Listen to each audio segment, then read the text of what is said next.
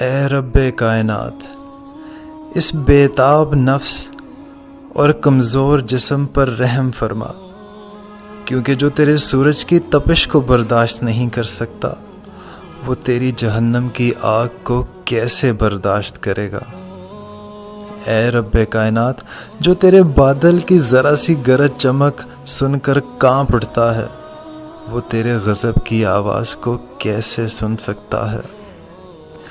اے رب کائنات، جسے تیری محبت اور خلوص کی عادت ہو وہ تیری ناراضی کیسے برداشت کر سکتا ہے۔